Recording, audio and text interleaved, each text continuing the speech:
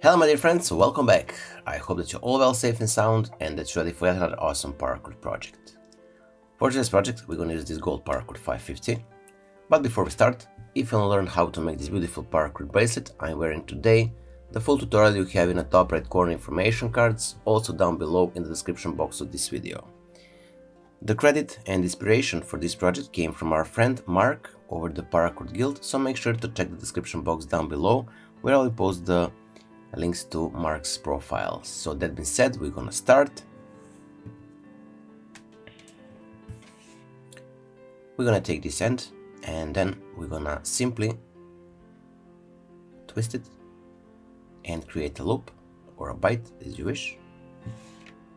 Then we're gonna do one more, so twist it, create it a loop or a bite.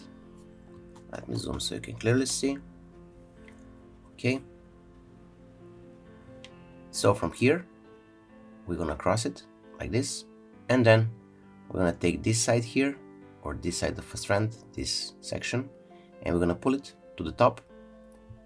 And with this one here, we're gonna take it and pull it to the bottom. So let me just pinch this and pull it. As you can see, we created a knot. Let me just rearrange a bit.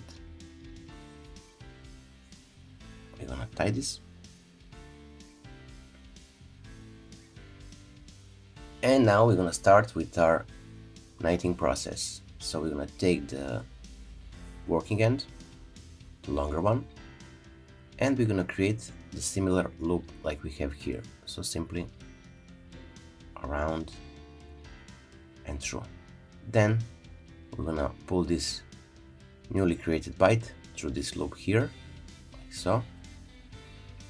Now from here, we're gonna close this first loop, and by doing that, we're gonna tie another knot. So let me just take this end and close this one, like so. So as you can see, by doing this, we created our first knot. Now from here, we're gonna continue. We're gonna take the working end and we're gonna create the simple one more loop or a bite like this one. So take it and create it. From here, take this bite and pull it through the loop. Then we're gonna take this end here and we're gonna pull it to lock our second loop.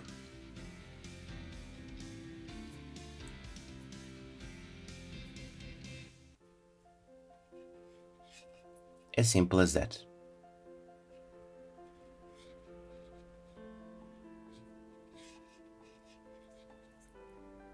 Now from here, we're gonna proceed, take the working end, create another loop like this, or a bite as you wish.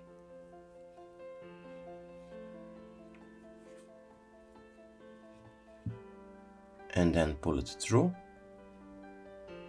Now from here, we're gonna take this side and we're gonna pull it to close this loop here.